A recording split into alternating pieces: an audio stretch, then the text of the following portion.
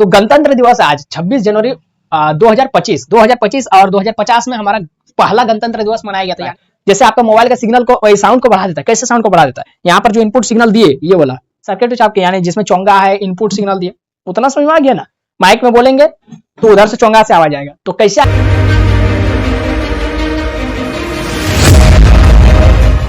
Hello दोस्तों, क्या हाल चाल, सब बढ़िया ना। मेरा नाम है रुपेश कुमार महतो और आप सभी का हमारे और अपने प्यारा से यूट्यूब चैनल में बहुत बहुत स्वागत है। दोस्तों आज की वीडियो में हम लोग समझने वाले हैं, मैं आज के वीडियो में आपको बताऊंगा कि एम्पलीफायर क्या होता है। एम्पलीफायर किसको कहेंगे? एम्पलीफायर जिस तरीके से टीचर किसको कहते हैं? जो टीच करता है यानी जो पढ़ाता है, पढ़ाने वाले को टीचर कहते हैं। उसी तरह से एम्पलीफिकेशन का प्रोसेस करने वाले को एम्पलीफायर कहते हैं।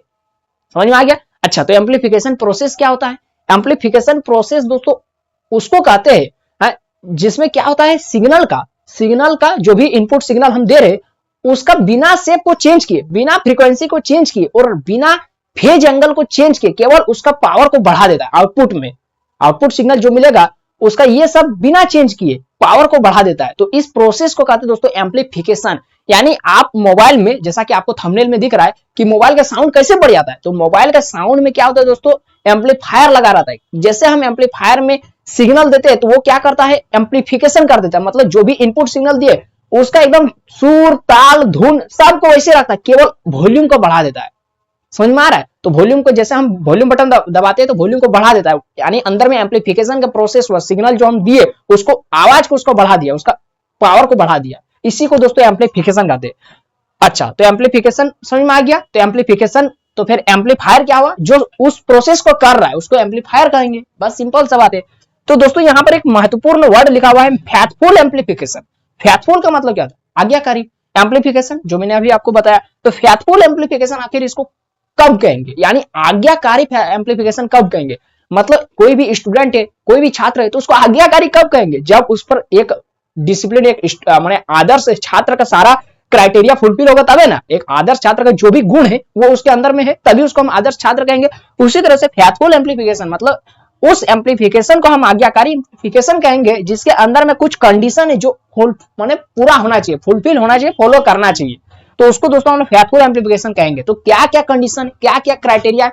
टोटल 5 क्राइटेरिया है दोस्तों जो आपको एग्जाम में लिखना है, बहुत इंपॉर्टेंट है। तो सारा कुछ मैं बताऊंगा और इसी वीडियो में मैं आपको बताऊंगा कि जो एम्पलीफायर होता है ये कितने टाइप्स के होते हैं, क्लासिफिकेशन ऑफ एम्पलीफायर कई बेसिस पर है ना। सब कुछ मैं आपको बताऊंगा। ये आपका 2025 का सिलेबस में दिया हुआ है, डिप्लोमा 3rd सेमेस्टर के एनालॉग एंड डिजिटल इलेक्ट्रॉनिक्स में सिलेबस में दिया हुआ है, इसलिए इसको पढ़ना बहुत जरूरी है और इससे एग्जाम में क्वेश्चन भी बनता है जो आ सकता है। ठीक है, तो आप वीडियो में शुरू से लेकर अंत तक जरूर बने रहिए।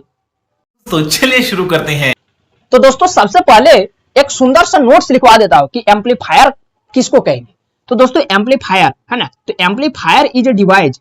आप लोग भी लिखते चलिए ताकि एक सुंदर सा नोट्स आपके कॉपी में रहे। ये बड़ी अच्छी बात कही आप। एम्पलीफायर इज अ डिवाइस, जो एक क्या होता है दोस्तों, डिवाइस होता है विच आर यूज्ड टू, जिसका उपयोग क्यों किया जाता है दोस्तों? Used to which are used to amplify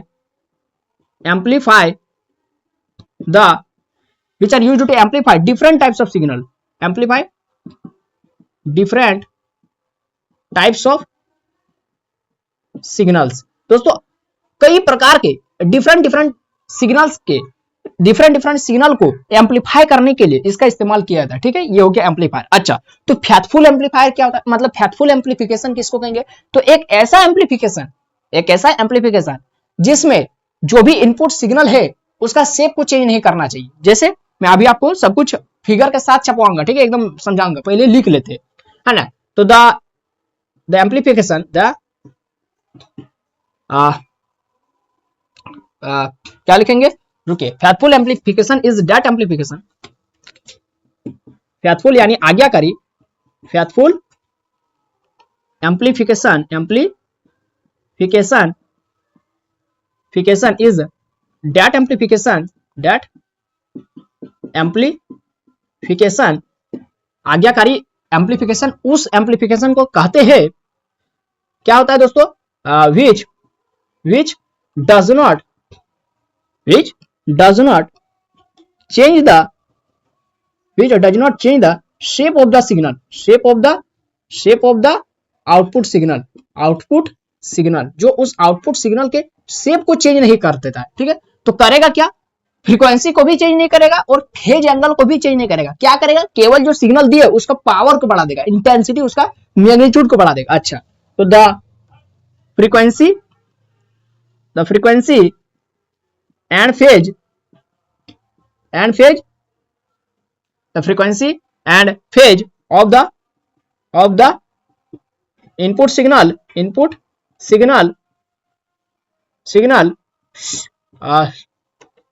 should remain unchanged यानी चेंज नहीं होना चाहिए। ओनली क्या होगा दोस्तों, केवल क्या चेंज होना चाहिए, only power should be amplify, only power को बढ़ाना चाहिए, एम्पलीफाई,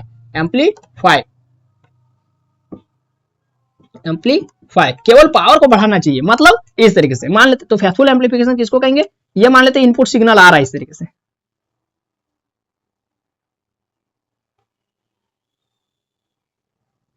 ठीक है, ये इनपुट सिग्नल है मान लेते हैं, है ना, ये टाइम के रिस्पेक्ट में चेंज हो रहा है, तो भी इनपुट टी, चलिए ठीक है, ये इनपुट सिग्नल हो गया। तो एम्पलीफिकेशन किसको कहेंगे, मतलब फेथफुल एम्पलीफिकेशन किसको कहेंगे दोस्तों, फेथफुल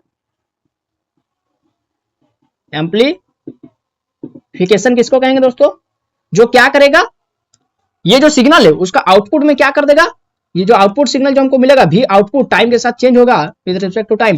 देखिए एकदम शेप को चेंज नहीं करना चाहिए, अगर शेप मेरा साइनोसॉइडल है तो साइनोसॉइडल रहेगा, और जितना फेज है इतना तो एकदम नाप के इतना ही, फिर इतना तो एकदम नाप के इतना ही, फिर इतना तो एकदम नाप के इतना ही, फिर इतना तो इतना। अच्छा, तो खाली इसका पावर को बढ़ा देना, मतलब एम्पलीट्यूड को बढ़ा देना, तो ये इतना छोटा है तो इसको बढ़ा देना, बड़ा कर देना है, फिर ये इतना छोटा है इसको और बड़ा कर देना, फिर ये इतना बड़ा है तो इसको और बड़ा कर देना है, ठीक है, और ये थोड़ा सा छोटा इसको और बड़ा कर देना।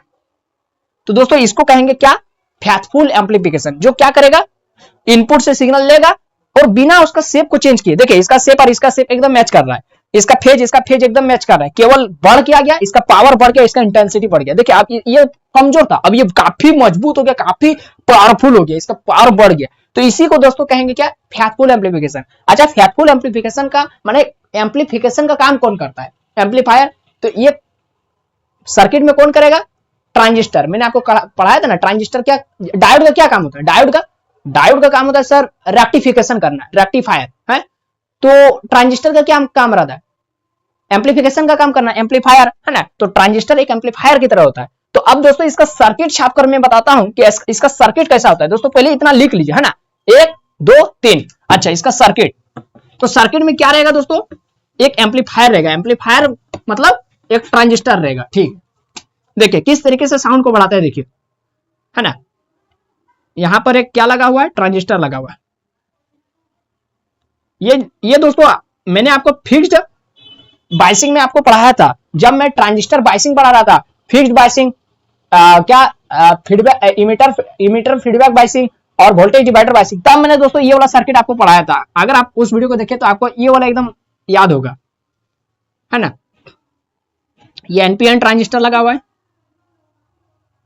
ठीक है, और ये इसका बेस का रेजिस्टेंस आरबी, इसका लोड का या फिर कलेक्टर का, जो आप बोलेंगे कलेक्टर का रेजिस्टेंस। और दोस्तों यहां पर हम लोग हमेशा क्या कहते हैं, इनपुट सिग्नल किस में दिया जाता है, बेस में दिया जाता है। ये जो आपका जो अगर मान लेते हैं बाजा में माइक का कोड तो कहां घुसाते, बेस में, और बोलते, और जो आउटपुट जो चोंगाटो कनेक्ट रहता है कहां, कलेक्टर में चोंगाटो कनेक्ट रहता है कलेक्टर में, ठीक है। ये है चोंगाटो दोस्तों, ये है चोंगा, ठीक है, ये कलेक्टर में कनेक्ट रहता है ना। तो ये पॉजिटिव टर्मिनल हो गया इसका, चोंगा का पॉजिटिव टर्मिनल, ये लोड है, ठीक है, लोड, और ये है आपका नेगेटिव टर्मिनल चोंगा का, ये ग्राउंड से कनेक्ट रहता है, ठीक है। अच्छा, जो माइक हम कनेक्ट करते हैं कहां से, यहां से, बेस से। तो यहां पर एक इनपुट सिग्नल जो हम देते हैं माइक में, बोलते हैं हेलो हेलो, कहां से, यहीं से, इनपुट सिग्नल भी इनपुट, ठीक है, भी इनपुट, जो टाइम के साथ चेंज भी होता है, ऐसा बात थोड़ी है कि टाइम के साथ चेंज नहीं होगा। तो ये हो गया दोस्तों, है ना। अच्छा, यहां से इमीटर निकला हुआ है और ये भी ग्राउंड है। ये कलेक्टर, ये बेस, ये इमीटर, ये हो गया ट्रांजिस्टर दोस्तों। और यही वाला है क्या आपका VCC प्लस VCC, और यही वाला क्या है दोस्तों, यही वाला है एम्पलीफायर, यही एम्पलीफाई करता है। जैसे आपका मोबाइल का सिग्नल को, साउंड को बढ़ा देता है। कैसे साउंड को बढ़ा देता है, यहाँ पर जो इनपुट सिग्नल दिए, ये वाला भी इनपुट टाइम के साथ चेंज हो रहा है ना, इसको बढ़ा देता है यहाँ पर आउटपुट में इस तरीके से, टाइम के साथ चेंज हो रहा है, भी आउटपुट टाइम के साथ चेंज हो रहा है। और जितना फेज उतना ही, एकदम उतना ही, एकदम चेंज नहीं होना चाहिए। तब फिर उसको फेथफुल एम्पलीफिकेशन नहीं कहेंगे, यानी माने आइडियल एम्पलीफिकेशन नहीं बोलेंगे, है ना, आज्ञाकारी। बढ़ाओ, बढ़ाना चाहिए, हाँ बढ़ा दिया थोड़ा सा, इस तरीके से आपका साउंड बढ़ जाता है दोस्तों, साउंड को बढ़ा देता है।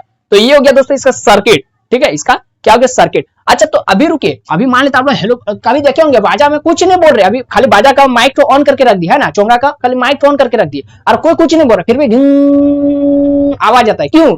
क्योंकि वो कुछ करंट फिर भी खींच रहा है, हम बोल सिग्नल कुछ नहीं दे रहे, फिर भी वो आसपास का नॉइज को ले जा रहा है, यानी जो आसपास का जो नॉइज है, यानी जो शोर है, उसको भी कैच कर ले रहा है। तो दोस्तों उस शोर को हटाने के लिए हमको यहाँ पर क्या लगाना पड़ेगा, फिल्टर लगाना पड़ेगा, फिल्टर, ठीक है, कैपेसिटर लगाना पड़ेगा।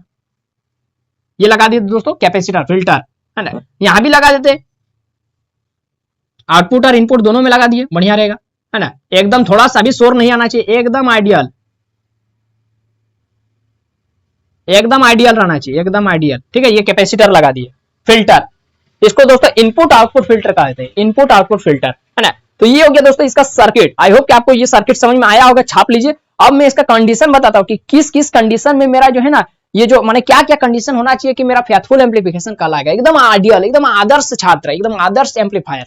तो इसको पहले आराम से छाप लीजिए। हाँ, तो दोस्तों अब चलिए मैं आपको क्या क्या कंडीशन है वो लिखवाता हूं। तो for a faithful amplification, for a faithful, एकदम आज्ञाकारी एम्पलीफिकेशन होने के लिए, फेथफुल एम्पलीफिकेशन, एकदम आज्ञाकारी एम्पलीफिकेशन होने के लिए क्या क्या कंडीशन चाहिए, following, for a faithful amplification following conditions are required, following conditions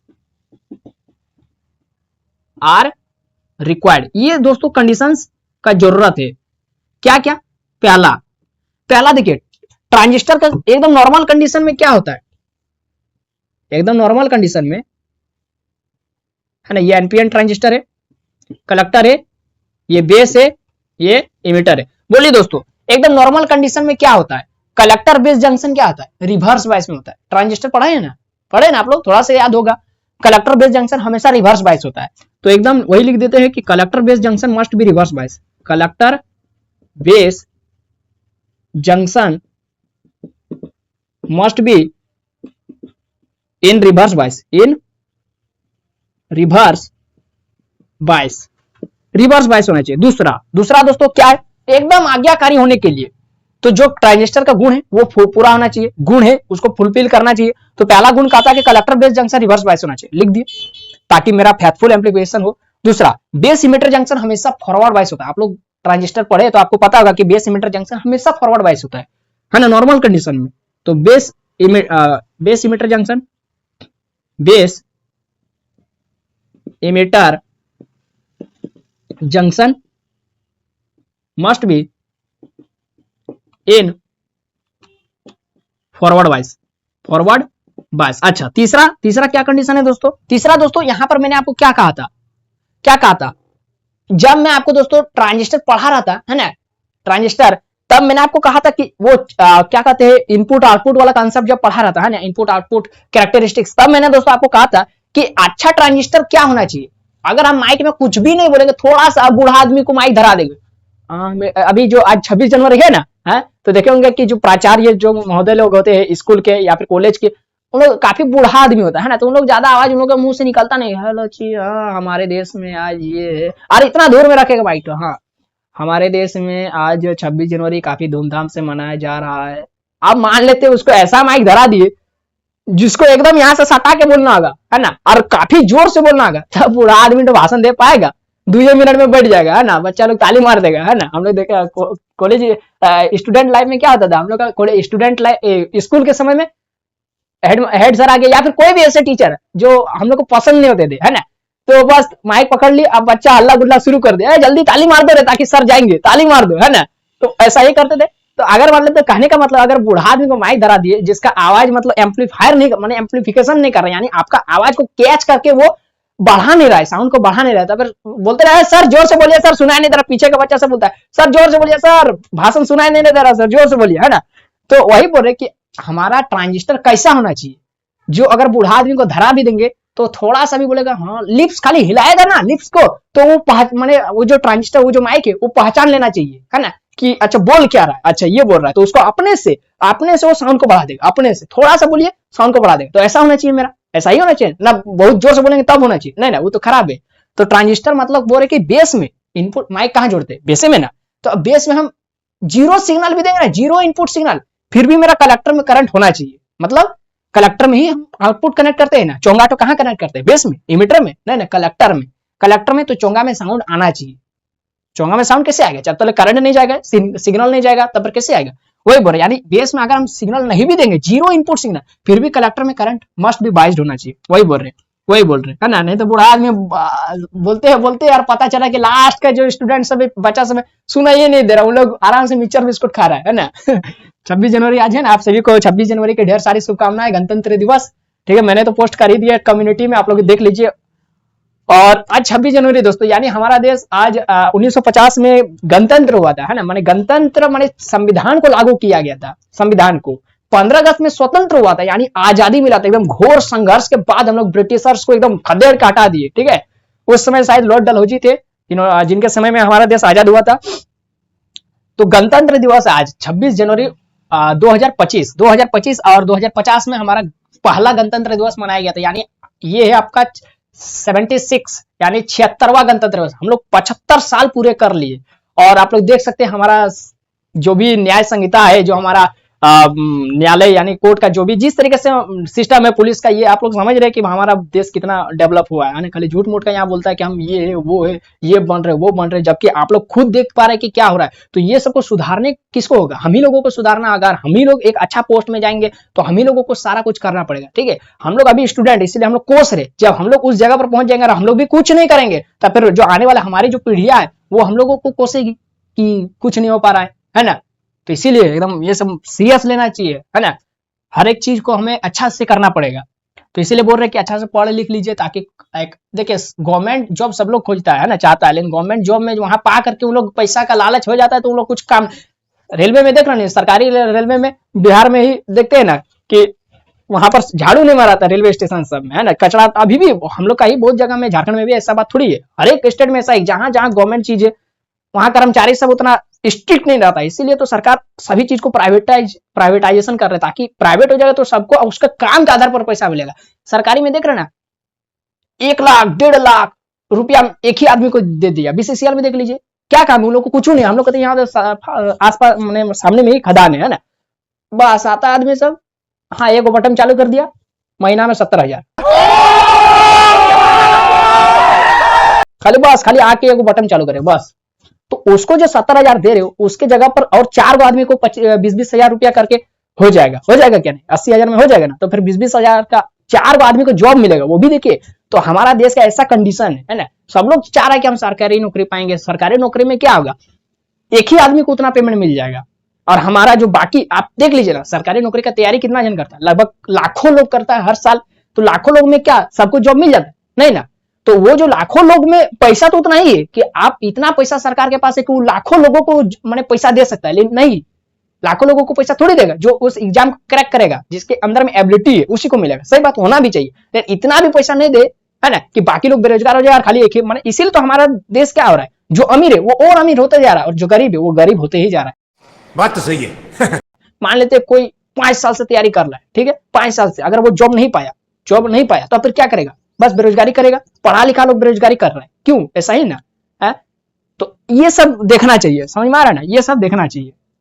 सब सिस्टम पर 1950 में हमारा संविधान लिखा गया था, सब कुछ नियम कानून। हमारा देश का जितना संविधान मजबूत है ना, उतना किसी देश का मजबूत नहीं है। तो फिर यहाँ का लोग काहे इतना गरीबी में जी रहे, समझ में आ रहा है ना। हाँ अच्छा, ये सब हटाइए। देखिए एक हो गया, अच्छा क्या थे कि बेस में हमारा सिग्नल नहीं भी देना चाहिए, तो आउटपुट में मतलब खाली लिप्स को भी हिलाएंगे तो वो समझ जाना चाहिए अच्छा बोलना क्या है। इसीलिए तो यूट्यूब का माइक सब या फिर आप लोग स्टूडियो में देखे होंगे, उन लोग काफी क्लियर आवाज सुनाते हैं, बहुत मधुर आवाज है ना, मतलब थोड़ा सा भी बोलेंगे ना, अगर आप लोग सांस भी ले रहे तो उस सांस को भी वो कैच कर लेता है। इतना ज्यादा मतलब पावर रहना चाहिए, इतना ज्यादा उसका कैपेसिटी रहना चाहिए, है ना। तो ये हुआ आइडियल, ये हुआ फेथफुल एम्पलीफिकेशन का गुण हुआ।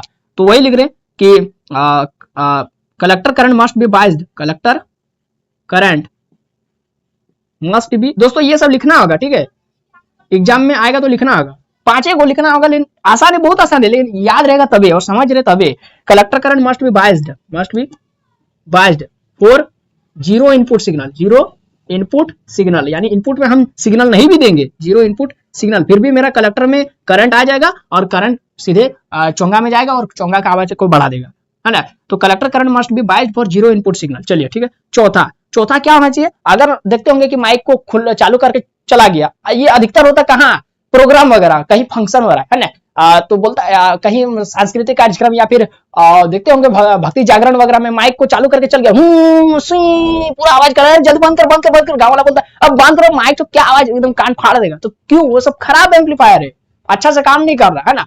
तो वही बोल रहे कि मतलब आवाज मैंने क्या बोल रहे, बटन को चालू करके छोड़ दिया है, फिर भी वो आसपास का नॉइज को कैच कर रहा है, तो कौन सा एम्पलीफायर हुआ, वो जब आसपास का आवाज को कैच करके एम्पलीफाई कर दे रहा है, ऐसा तो नहीं करना चाहिए। हम बोलेंगे तब एम्पलीफाई होना चाहिए, है ना। आसपास का नॉइज को क्या करेगा, एम्पलीफाई करके कुछ फायदा है नहीं ना। हाँ, तो वही बोले कि इसमें क्या, जो आसपास का नॉइज को फिल्टर करने लायक होना चाहिए, यानी इसमें फिल्टर होना चाहिए, है ना, जो आसपास का नॉइज को कैंसिल आउट कर देगा, केवल जो हम इनपुट सिग्नल दे उसी को एम्पलीफाई करेगा। हाँ, तो वही बोल रहे कि इसमें क्या होना चाहिए, जो कैपेसिटर लगाए थे किस लिए, फिल्टर करने के लिए, है ना। तो क्या लिखना चाहिए, देयर शुड बी क्या होना चाहिए, डीसी सिग्नल ब्लॉकर होना चाहिए, DC signal, there should be DC signal blocker या फिर फिल्टर होना चाहिए, ठीक है, फिल्टर होना चाहिए। पांचवा वही इनपुट आउटपुट फ्रीक्वेंसी फिल्टर भी होना चाहिए, फ्रीक्वेंसी को भी फिल्टर करेगा, है ना। ऐसा नहीं कि 50 हर्ट्ज फ्रीक्वेंसी आ रहा है उसको 55 हर्ट्ज या फिर 60 हर्ट्ज कर देगा, या फिर 45-40 हर्ट्ज कर देगा, ऐसा नहीं होना चाहिए, 50 का 50 ही रहना चाहिए, है ना। तो there should be frequency filter, there should be input output frequency filter, there should be input and output. इसलिए तो हमने जो अभी कैपेसिटर लगाए थे वो ना केवल इनपुट में लगाए थे बल्कि आउटपुट में भी लगाए थे, कि कुछ मान लेते डीसी सिग्नल चला गया तो वहां पर भी ब्लॉक कर देगा, ठीक है, या फिर फ्रीक्वेंसी चला गया तो वहां पर भी कम से कम आउटपुट में भी ब्लॉक कर देगा। तो there should be input and output signal blocker, output frequency filter, output frequency filter, there should be input output frequency filter. तो दोस्तों ये 5 को देखने में बहुत आसान दिख रहा है, हाँ से 5 को तो लाइनें हैं याद करके लिख देंगे, लेकिन इसका मतलब समझना बहुत जरूरी है कि हो क्या रहा है ना। किसी भी चीज को रटने से नहीं होगा, उसके मतलब को समझना पड़ेगा, है ना। तो दोस्तों ये हो गया इसका फेथफुल एम्पलीफिकेशन का क्या क्या कंडीशन है, क्या क्या रिक्वायरमेंट्स है। अब दोस्तों मैं आपको इसका क्लासिफिकेशन बता रहा हूँ, ठीक है, कि एम्पलीफायर जो हम लोग पढ़ रहे, जैसे कि हम लोग डायोड पढ़ चुके, डायोड का काम क्या रहता है, रेक्टिफिकेशन करना, यानी जो एसी सिग्नल आ रहा है उसको डीसी में कन्वर्ट कर देना, और वो भी कंप्लीट डीसी तो नहीं बनाता है, पल्सेटिव डीसी, उसमें वेव होता है, रिपल्स होते हैं, तो फिर उसको फिल्टर किया जाता है, कैसे, फिल्टर का यूज करके, C filter, L filter, CLC filter. तो दोस्तों अगर आप लोग ये सब नहीं पढ़े, कुछ नया लग रहा है, तो आप लोग इस वीडियो को क्लिक करके जाकर के देख सकते हो, वहां पर मैंने आपको सब कुछ बताया कि रिपल फैक्टर क्या होता है, सी फिल्टर क्या होता है, या फिर डिस्क्रिप्शन बॉक्स में वहां पर, यहाँ तो अभी आई बटन में एक ही मैंने लगा सकता, लेकिन डिस्क्रिप्शन में देखिए वहां पर 4-5 वीडियो होगा जो इसी टॉपिक पर रिलेटेड है ना, ताकि आप लोग अपना कॉन्सेप्ट को अच्छा से क्लियर कर लीजिए, ठीक है, ताकि आप लोग एक अच्छे खासा एग्जाम में अगर बैठेंगे तो फिर वहां पर कॉन्सेप्ट सब कुछ मायने, न्यूमेरिकल बनाना है तो ठीक है, लेकिन कॉन्सेप्ट ज्यादा मायने रखता है। अगर आपका कॉन्सेप्ट पता नहीं है, बेसिक है ना, तो फिर दिक्कत है। तो हम लोग डिप्लोमा 3rd सेमेस्टर अभी जो पढ़ रहे, तो 1st, 2nd, 3rd, 4th तक हमको ब्रांच पेपर, या ब्रांच नहीं मैंने कहा जाए तो सब कुछ को, जो डिप्लोमा लेवल का है सब कुछ का बेसिक को अच्छा से समझना पड़ता है। उसके बाद आप लोग 5th सेमेस्टर 6th सेमेस्टर में तैयारी कीजिए ना, अच्छा से समझ में आ रहा है। तो अभी फिलहाल बेसिक को कंसेप्ट जो भी है उसको क्लियर करना बहुत जरूरी है। तो ये सब बेसिक कंसेप्ट है वो क्लियर करना बहुत जरूरी है। अब चलिए मैं आपको क्लासिफिकेशन बताता हूँ कि एम्पलीफायर कितने टाइप्स के होते हैं, किस आधार पर क्लासिफाई किया गया, किस आधार पर आपका सिलेबस में दिया। ऐसे तो होता है, बहुत आधार होता है, लेकिन आपका सिलेबस में जो दिया हुआ उसका आधार पर हम लोग क्लासिफिकेशन करेंगे। तो इतना लिख लीजिए पहले, 1, 2, 3। हाँ तो देखिए दोस्तों, amplifier classification based on configuration power and frequency. आप लोग अपना सिलेबस अगर आपके पास होगा तो आप लोग बैक में खोल करके देख लीजिए पीछे बैकग्राउंड में, तो आपको पता चलेगा कि जो आपका सिलेबस में लिखा हुआ है क्लासिफिकेशन करना है एम्पलीफायर का, वो 3 आधार पर, 3 बेसिस पर। पहला कॉन्फ़िगरेशन यानी शेप के आधार पर, दूसरा पावर कि उसका इनपुट सिग्नल का साइकिल यानी कौन ज्यादा एम्पलीफाई कर रहा है, कौन कम एम्पलीफाई कर रहा है, कौन पावर का बचत कर रहा है, किसका एफिशिएंसी ज्यादा है, वो पावर के अंदर में आ जाएगा। दूसरा फ्रीक्वेंसी, माने तीसरा क्या है, फ्रीक्वेंसी के आधार पर। देखिए फ्रीक्वेंसी दो तरीके माने होता है, 3 तरीके का है ना। एक होता है ऑडियो फ्रीक्वेंसी, दूसरा होता है रेडियो फ्रीक्वेंसी और चौथा होता है माइक्रो फ्रीक्वेंसी, है ना। तो अभी हम लोग मात्र 2 ही फ्रीक्वेंसी पढ़ेंगे, है ना, एक रेडियो फ्रीक्वेंसी और ऑडियो फ्रीक्वेंसी। यही 2 को बेसिकली होबे करता है, मतलब होता है एडवांस में 3 होता है, लेकिन बेसिक से नॉर्मल लाइफ में 2 को आपको देखने को मिलता है, जो आप लोग देख पाते। कि अभी मैं एग्जांपल भी बताऊंगा जिससे आपको पता चले, अच्छा जिस कारण से अभी इंस्टाग्राम में काफी ज्यादा एक रील वायरल हो रहा था, आपको पता है, या फिर यूट्यूब में शॉर्ट्स वीडियो वायरल हो रहा था कि बोला जा रहा था कि आप इस मोमबत्ती को बुझा करके दिखाइए, तो माने क्या चिल्ला करके आवाज से, है ना। एक कौन टीचर थे यूट्यूब में, उन्होंने ये एक्सपेरिमेंट अपने स्टूडेंट को करने बोल रहे थे, तो बहुत बच्चे नहीं बुझा पा रहे थे क्योंकि आवाज सब बुझा नहीं सकते। इसको बुझाने के लिए रेडियो वेव चाहिए, तो जो मोबाइल से निकल रही है, मोबाइल से, है ना, वो क्या है दोस्तों, रेडियो वेव। हेलो में आप लोग मोबाइल में फोन में बात करते, वो कौन सा वेव निकल रहा है, रेडियो वेव निकल रही है ना। तो उस वेव से, इसलिए तो उसमें भी दिखाया गया है कि मोबाइल में साउंड गाना कोई लगा दिया और उससे बुझ जा रहा है ना। तो सब कुछ बताएंगे वही, किस प्रकार से वो क्यों हुआ, सब कुछ बताएंगे, है ना। इसी वीडियो में आपको पढ़ने को मिलेगा। तो एम्पलीफायर सबसे पहले देखते हैं कॉन्फ़िगरेशन। तो दोस्तों ये मैं आपको पढ़ा चुका, कॉन्फ़िगरेशन के आधार पर, कॉन्फ़िगरेशन मतलब शेप के आधार पर हम लोग 3 तरीके का ट्रांजिस्टर बाइसिंग पढ़े थे, याद है आपको। एक फिक्स्ड बाइसिंग, एक इमीटर फीडबैक बाइसिंग और दूसरा वोल्टेज डिवाइडर बाइसिंग, याद है। नहीं याद होगा तो वीडियो जाकर के देख लीजिएगा, डिस्क्रिप्शन बॉक्स में लिंक होगा। तो ये 3 टाइप्स का जो मैंने बताया था वो कॉन्फ़िगरेशन के आधार पर, यानी एक हम लोग पढ़ चुके और 2 बचा, एक पावर के आधार पर, फ्रीक्वेंसी के आधार पर। पावर के आधार पर आपको समझना ज्यादा आसान होगा, क्यों, अभी सब कुछ समझा देंगे। पहला तो देख लेते हैं, क्या लिखेंगे, एम्पलीफायर। अच्छा, एम्पलीफायर को क्या किया गया है, क्लासिफिकेशन किया गया है कॉन्फ़िगरेशन, पावर, फ्रीक्वेंसी के बेस पर, ठीक है। तो सबसे पहला दोस्तों क्या लिखेंगे, on the basis of configuration, on the basis of configuration यानी शेप के आधार पर, आकृति। तो शेप के आधार पर दोस्तों मैंने आपको बता चुका हूं कि on the basis of configuration, on the basis of, आप लोग भी लिखते चलिए, ये सब थ्योरेटिकल चीजें, समझाने लायक जो भी रहेगा मैं आपको बता दूंगा। Configuration, amplifier can be classified, amplifier can be classified, amplifier can B classified into following types, into on the basis of configuration amplifier can be classified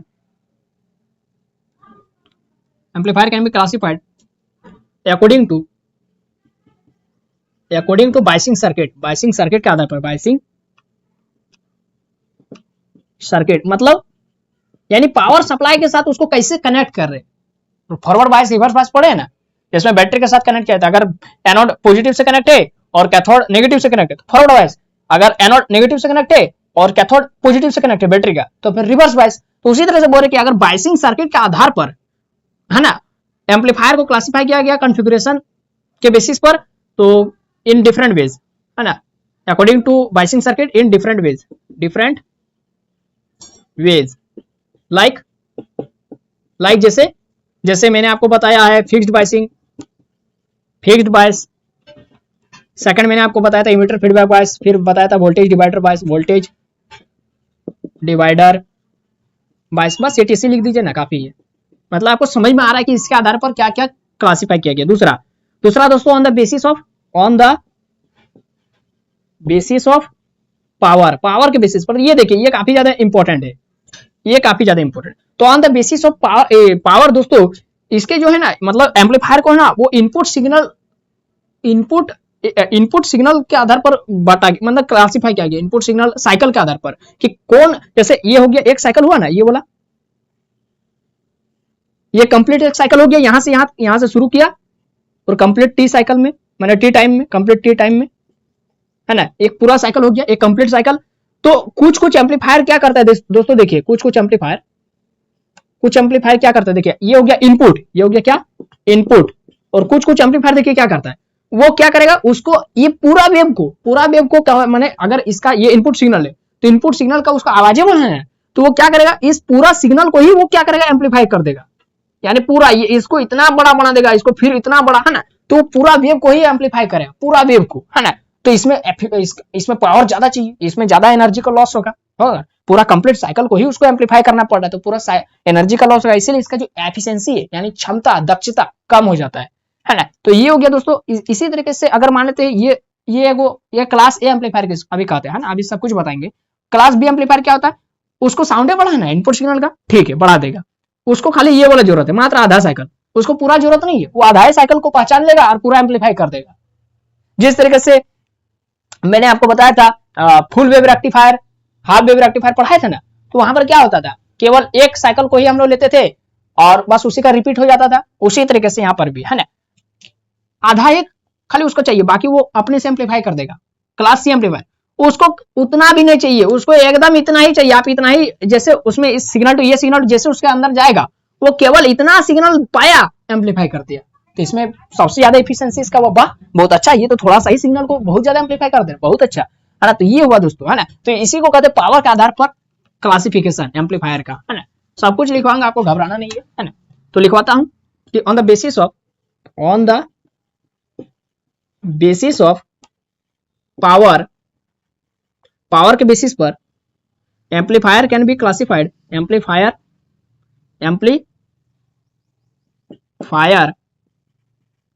can be classified according to input signal cycle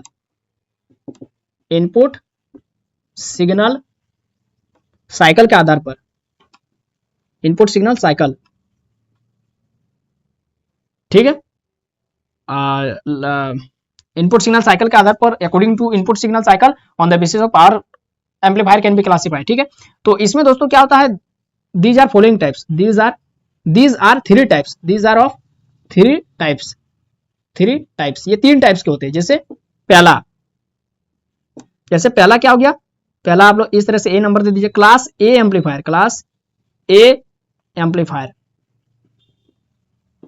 अच्छा class A amplifier क्या करता है दोस्तों, इसको जो है ना signal को एम्पलीफाई करने के लिए पूरा कंप्लीट सिग्नल चाहिए, पूरा कंप्लीट साइकिल चाहिए, तभी ये एम्पलीफाई करेगा। मतलब इसको पहचानना होगा कि ये किस तरह के साइकिल, माने किस तरीके का सिग्नल है, साइनोसॉइडल सिग्नल है ना, स्क्वायर सिग्नल है, स्क्वायर वेव सिग्नल है, यानी इसको पूरा ये कंप्लीट साइकिल मिल जाएगा, तब ये पहचाने अच्छा ये इस तरह का सिग्नल है तो हमको अब बढ़ाना चाहिए।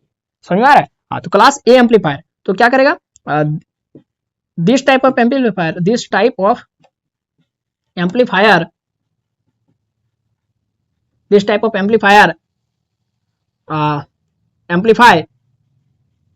amplify one complete cycle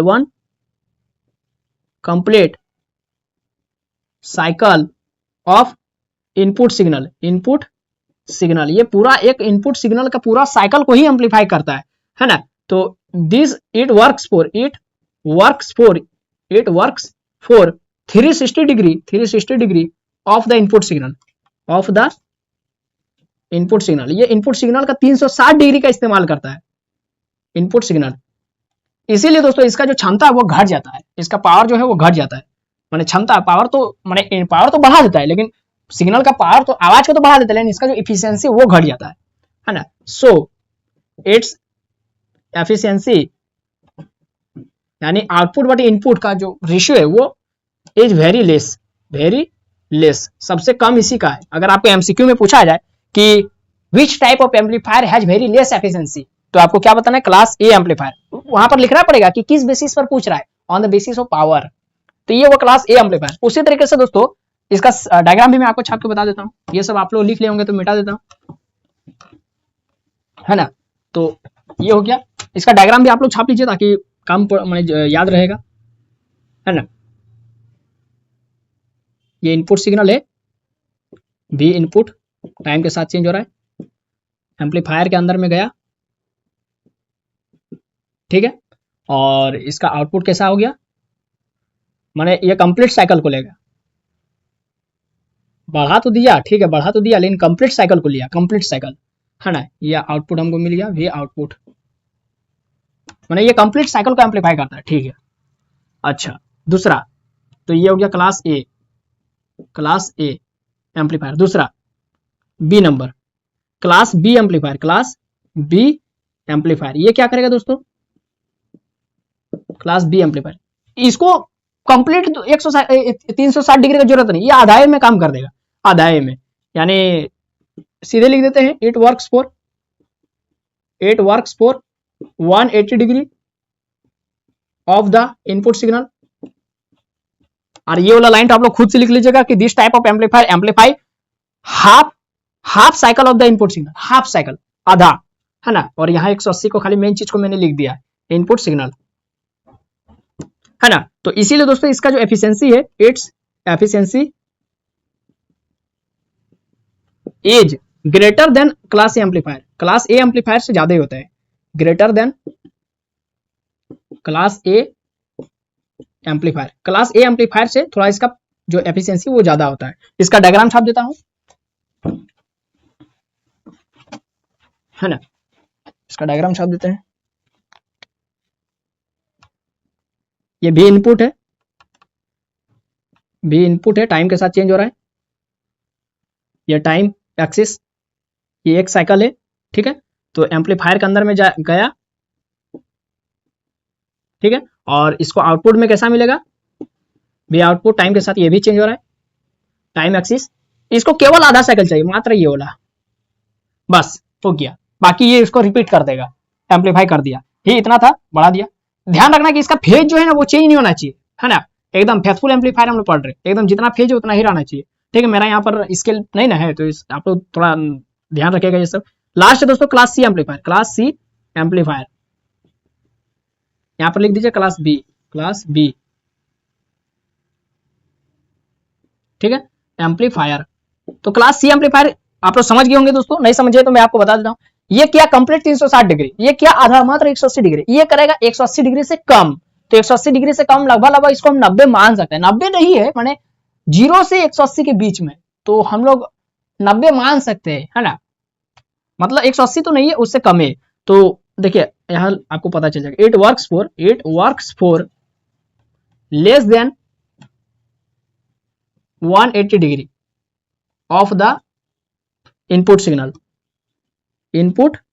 signal, diagram छाप देते ताकि समझ में आएगा। मान लेते, देखिए इस तरीके से, ये भी इनपुट है, टाइम के साथ चेंज हो रहा है, ये टाइम एक्सिस है, ये एक साइकिल है, ये एम्पलीफायर है जो एम्पलीफिकेशन का काम करेगा, और दोस्तों ये हो गया मेरा आउटपुट, ठीक है, टाइम के साथ चेंज हो रहा है, भी आउटपुट टाइम के साथ चेंज होगा। देखिए ये क्या करेगा, ये इतना, इसको 360 डिग्री लेने का जरूरत नहीं है, पूरा एक साइकिल नहीं, केवल 1/4 भाग, है ना। तो यहां से यहां तक मात्र इतने ही उसको चाहिए, मात्र इतना ही, मतलब इतना,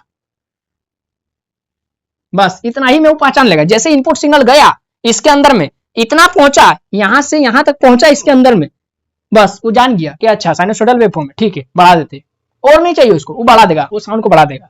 तो ये हो गया दोस्तों class C amplifier, class C amplifier. इसको लगभग हम लोग 90 डिग्री मान सकते हैं, लगभग।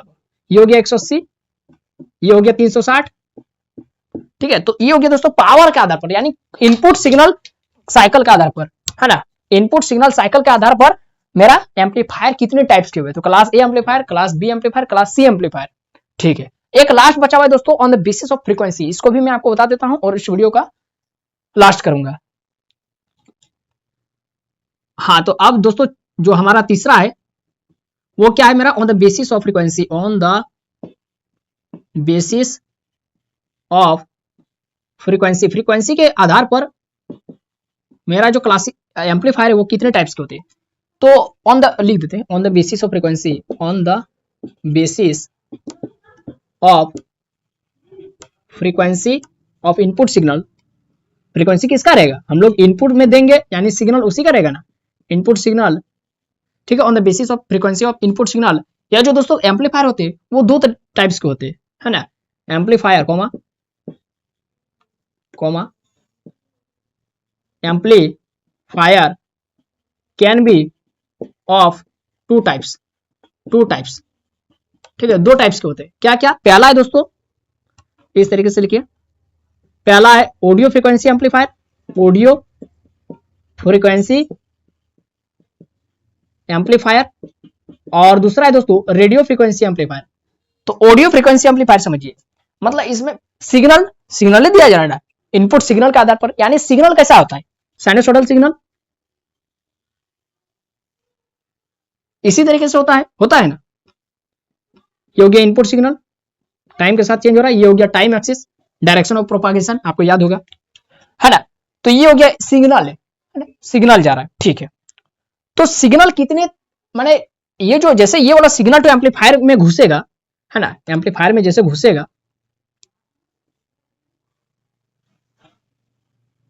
ये वाला सिग्नल तो जैसे एम्पलीफायर में घुसेगा, तो एम्पलीफायर क्या करेगा, एम्पलीफायर कितने टाइप्स के होंगे, तो वो देखेगा कि ये जो सिग्नल तो आ रहा है वो कैसा सिग्नल है, साउंड वाला सिग्नल है, मतलब जिससे कुछ आवाज निकल रहा है ना, मतलब ऑडियो सिग्नल है जो आपके मोबाइल से या फिर बाजा से या फिर टीवी से, मतलब ऑडियो सिग्नल है ना, रेडियो सिग्नल है। तो पहले उस सिग्नल को पहचानेगा, ये जो एम्पलीफायर है वो सिग्नल को पहचानेगा। अगर मान लेते हैं ये वाला हम एम्पलीफायर लगाए हैं audio signal, audio frequency signal, तो वो देखेगा कि अगर ये ऑडियो की जगह दूसरा आ गया, कोई भी रेडियो आ गया, माइक्रो आ गया, तो ये उसको एम्पलीफाई नहीं करेगा, क्योंकि ये बना है जिसके मतलब जिस जाति का।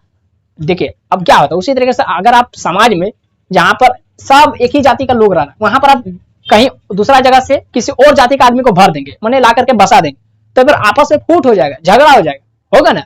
तो मैंने जिस जाति का आदमी हो उसी जाति का आदमी को वो एक्सेप्ट करेगा, यानी मैंने रहने देगा। तो उसी तरीके से इस जो एम्पलीफायर के अंदर में उसी जाति का आदमी आएगा। अगर ये ऑडियो फ्रीक्वेंसी को एम्पलीफाई करने के लिए बना हुआ एम्पलीफायर है, तो केवल ऑडियो वाला फ्रीक्वेंसी को ही ये एम्पलीफाई करेगा। रेडियो या फिर माइक्रोवेव आ जाएगा तो उसको एम्पलीफाई नहीं करेगा, माइक्रो सिग्नल आ जाए तो उसको एम्पलीफाई नहीं करेगा। तो देखेगा कि अच्छा इस तरीके से आ रहा है, मतलब ये ऑडियो फ्रीक्वेंसी सिग्नल है। अच्छा कितना है तो पहचानेगा कि ऑडियो फ्रीक्वेंसी है क्या नहीं। तो ये जो सिग्नल है, अगर उसका 1 सेकंड में ये वाला साइकिल, 1 सेकंड में 1 सेकंड में ये वाला जो नंबर ऑफ साइकिल है, ये कंप्लीट साइकिल अगर 20 हर्ट्ज से 20,000 हर्ट्ज है, 20K हर्ट्ज है ना, 20 हर्ट्ज से 20,000 हर्ट्ज के अंदर में है, तब ये तो पहचान लेगा। अच्छा तब तो ये ऑडियो फ्रीक्वेंसी सिग्नल, तो चलो इसके एम्पलीफाई कर दो। तो इसका रेंज क्या है दोस्तों, इन ऑडियो फ्रीक्वेंसी सिग्नल का रेंज होता है 20 हर्ट्ज से 20,000 हर्ट्ज। हम लोग जो सुनते हैं कानों में, वो कौन सा सिग्नल सुनते हैं, कौन सा सिग्नल, 20 हर्ट्ज से 20,000 हर्ट्ज वाला। अगर हम लोग 20 हर्ट्ज से कम को भी नहीं सुनते, ये कौन सुन सकता है, नवजात शिशु, कुत्ता, बिल्ली, चमगादड़, ये सुन सकता है कौन, 20 हर्ट्ज से कम। और 20,000 हर्ट्ज से ज्यादा कौन निकलता है, चमगादड़ जो आवाज निकलता है वो भी 20,000 हर्ट्ज से ज्यादा होता है। या फिर अगर आप लोग कोई दूसरा चीज जो बहुत ज्यादा आवाज करे, बहुत ज्यादा, जिसको सुन नहीं सकते, कान फट जाएगा, है ना, तो वो हो गया 20,000 हर्ट्ज से ज्यादा, यानी एक सेकंड में इतना साइकिल, 1 सेकंड में इतना साइकिल, नंबर ऑफ साइकिल, उसी को फ्रीक्वेंसी बोलते हैं, है ना। तो वो हो गया दोस्तों ऑडियो, ये हो गया इसका रेंज। तो वही बोले कि ऑडियो फ्रीक्वेंसी एम्पलीफायर क्या करेगा, ओनली ऑडियो फ्रीक्वेंसी सिग्नल को ही एम्पलीफाई करेगा, जिसका रेंज कितना है, 20 हर्ट्ज से 20,000 हर्ट्ज। समझ में आ गया, उसको लिख देते हैं। आई होप कि आपको समझ में आ गया होगा। ऑडियो फ्रीक्वेंसी सिग्नल क्या होता है, तो ये एक ऐसा एम्पलीफायर है ना, दिस एम्पलीफायर वर्क्स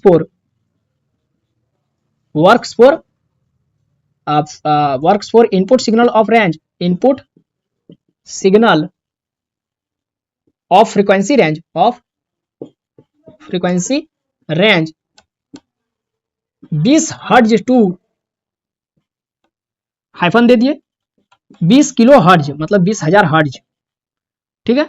तो ऐसे सिग्नल के लिए काम करेगा। This amplifier works for input signal of frequency range 20 hertz to 20,000 hertz, ठीक है, ये हो गया। अच्छा दूसरा radio frequency signal, radio frequency signal, इसमें क्या लिख दीजिए, क्या आपको याद रखना कि it is basically used for, क्या होता है, it is basically used for audio frequency signal, it is basically used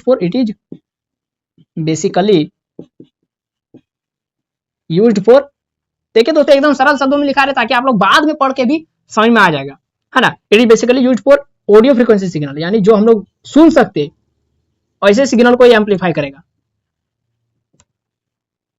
है ना, ऑडियो फ्रीक्वेंसी सिग्नल। अच्छा, रेडियो फ्रीक्वेंसी एम्पलीफायर क्या होता है? रेडियो फ्रीक्वेंसी एम्पलीफायर क्या होता है दोस्तों? ये एक ऐसा एम्पलीफायर है जो एक ऐसा इनपुट सिग्नल जिसका फ्रीक्वेंसी रेंज मेगाहर्ट्ज से गीगाहर्ट्ज रहेगा। गीगाहर्ट्ज समझ रहे, यानी 10 का पावर 9 और मेगा का मतलब 10 का पावर 6, है ना। देखिए, ऐसा सिग्नल जिसका फ्रीक्वेंसी रेंज 10 का पावर 6 हर्ट्ज से 10 का पावर 9 हर्ट्ज, यानी इसको कहते हैं मेगाहर्ट्ज से गीगाहर्ट्ज, इतना फ्रीक्वेंसी रेंज का सिग्नल को ये एम्पलीफाई करेगा। इतना रेंज का सिग्नल है तो उसको बढ़ाएगा। समझ में आ रहा है? तो ये हो गया रेडियो फ्रीक्वेंसी। जो आपके मोबाइल से जो कॉलिंग में जो बात होता है वो क्या, कौन सा सिग्नल निकाल रहा है? Radio frequency. रेडियो फ्रीक्वेंसी निकाल रहा है। समझ में आ रहा है? Radio frequency. तो इसको भी लिख देते हैं और आई होप कि आपको सब कुछ समझ में आ रहा है। तो रेडियो फ्रीक्वेंसी एम्पलीफायर क्या हो जाएगा? दिस सेम टू सेम वैसा ही है। This amplifier works for input signal of frequency range कितना लिखेंगे? Megahertz, frequency range of megahertz to gigahertz. Megahertz से गीगाहर्ट्ज वाला फ्रीक्वेंसी रेंज का सिग्नल को एम्पलीफाई करेगा कौन? Radio frequency amplifier. तो दोस्तों आई होप कि आपको सभी तरीके के ये जो एम्पलीफायर है वो समझ में आ गया होगा। और एम्पलीफायर का माने इतना, ये घंटा के वीडियो में आपको इतना तो समझ में आ गया होगा कि एम्पलीफायर होता क्या है, एम्पलीफायर का काम क्या है, क्या काम करता है, कैसे काम करता है। जो ये दिखाया था ना सर्किट वाला छाप के, यानी जिसमें चोंगा है, इनपुट सिग्नल दिए, उतना समझ में आ गया ना। माइक में बोलेंगे तो उधर से चोंगा से आवाज आएगा, तो कैसे आया? एम्पलीफाई कर दिया, है ना, कलेक्टर में एम्पलीफाई हो गया। तो एम्पलीफायर किस तरीके से कर सकता है? कंप्लीट साइकिल को भी एम्पलीफाई करेगा, क्लास सी एम्पलीफायर। ओनली आधा साइकिल को भी कंप्लीट करेगा, क्लास बी एम्पलीफायर।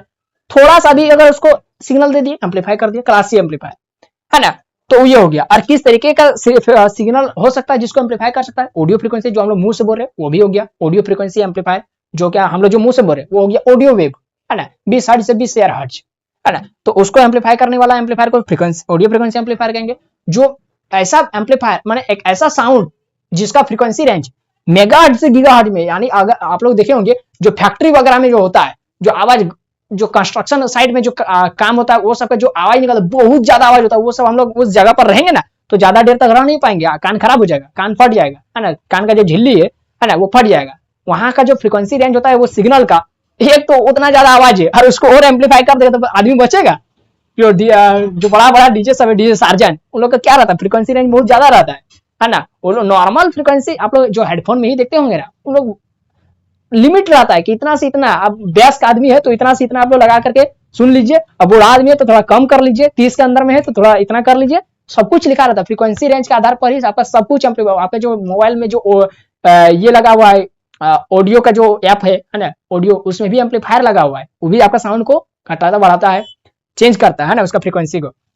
तो ये हो गया दोस्तों। आई होप आपको ये वीडियो से समझ में आया होगा, बहुत कुछ सीखने को भी मिला। अगर समझ में आया, पसंद आया तो लाइक कर दीजिए, चैनल पर नए आए तो सब्सक्राइब कर लीजिए ताकि आने वाली वीडियो का नोटिफिकेशन आपको मिलता रहे। इसके लिए आप बेल आइकन को ऑल पर प्रेस कर लीजिए और नए नए वीडियो का नोटिफिकेशन पाने के लिए। और आप अपने दोस्तों में भी इस वीडियो को शेयर जरूर करें हैं। और आप सभी को 26 जनवरी गणतंत्र दिवस की 76वां गणतंत्र दिवस के ढेर सारी शुभकामनाएं।